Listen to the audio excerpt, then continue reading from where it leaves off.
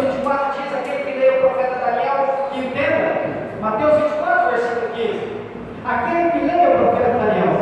E o livro do profeta Daniel hoje é um dos livros mais lidos na Bíblia, Velho e Novo Testamento. Existem profecias, algumas profecias, principalmente Daniel 11, 40, 46, que está para se cumprir, que ainda não se cumpriu. Mas aí nós temos Apocalipse que vem falando. Aí nós temos Mateus 24, Mateus 25, Lucas capítulo 21, guerras, rumores de guerras. E eu não sei o que está acontecendo. Esses dias atrás eu pregava na igreja, na central de Lucas do Rio Grande. Então eu tenho visto muitas coisas por onde eu passo, não somente Lucas, mas por onde eu tenho passado.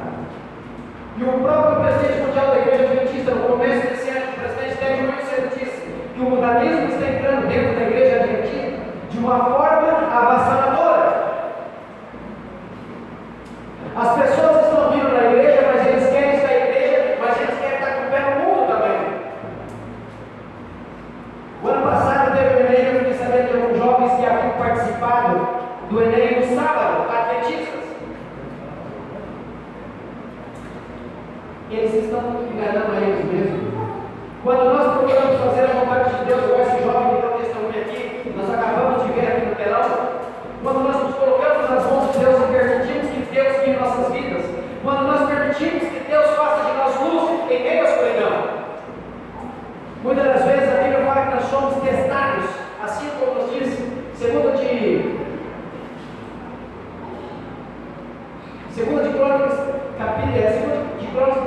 capítulo 32, versículo 31, assim como nos diz o livro do profeta de Jó, 23, versículo 10, assim como nos diz Tiago, capítulo 1, que constantemente nós somos provados.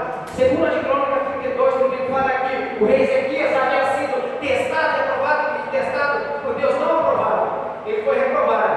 Depois de Deus fazer as maravilhas na vida de o rei Ezequias, o melhor rei de Israel, teve depois que o povo se dividiu em duas partes, 10 tribos para um lado e 2 tribos para o outro. Foi o melhor rei de Israel. Mas ele estava enfermo. E a Bíblia fala que era enfermo de morte, não tinha como se salvar. Segunda de Crônicas 32, versículo 31, nos fala que ele foi provado por Deus e foi reprovado. E hoje em dia, os jovens, alguns, não só jovens, alguns irmãos da igreja também, que têm sido provados por Deus, estão sendo reprovados. Algumas pessoas dizem que quem morre, as pessoas têm o costume de dizer, morreu, está junto com Deus lá no céu. Mas isso não é uma grande realidade. Isso não tem acontecido no nosso dia a dia. E a Bíblia tem nos dito muitas coisas com referência à morte. Inclusive ontem, o Gabriel estava falando sobre a morte, o que era a morte. Às vezes assistimos alguns filmes, algumas coisas, pessoas que morreram por você. Mas o céu é tão maravilhoso. Por que então todos não morrem e vão para o céu? As pessoas contradizem o que as Escrituras estão nos dizendo, principalmente 1 de Tessalonicenses 4, versículo 16. Ela é uma linda promessa para aqueles que morrem no Senhor, aqueles que descansam no Senhor. Quando nós vamos no livro de Atos, capítulo 2, fala que até mesmo o rei Davi ainda não subiu para o céu, está aqui na terra.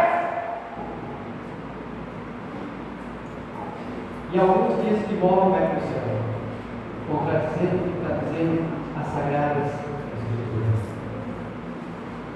Quando Jesus ficou sabendo que seu amigo Lázaro havia morto, ele esperou 4 dias para ir ao encontro de Lázaro. Por quê?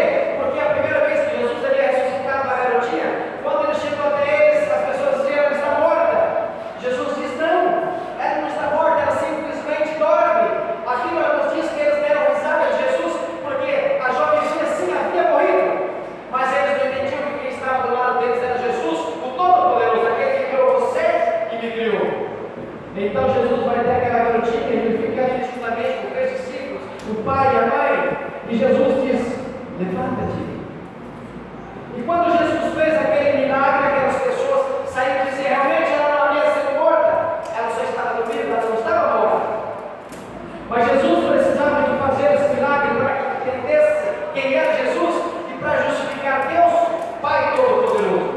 Então ele vai até Lázaro depois de 4 dias e diz: Lázaro, sai para fora. A irmã de Lázaro dizia: o corpo já está cheirando mal. Como é que pode? Mas como eu disse no princípio, a minha tia Maria, a mulher que foi fiel a Deus no decorrer de quase toda a sua vida. Meu pai, João Procópio, ele foi a primeira pessoa da igreja adventista, que se batizou na igreja adventista. E por intermédio de meu pai, ele trouxe a mãe e desejava trazer todos os 9 irmãos, no total de 10 irmãos. E a luta foi grande, aos poucos foram batizando. 2013, minha avó descansou no Senhor. E não pôde ver alguns dos filhos dentro da igreja adventista.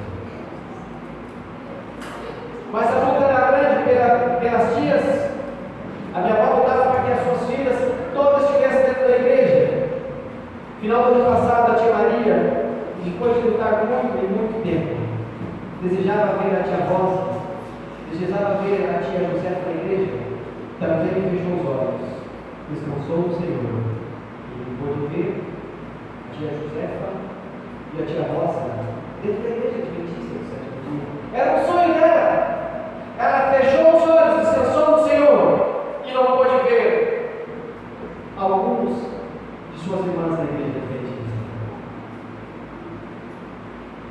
Há 3 semanas atrás eu estive em Romidimão, na Rondônia.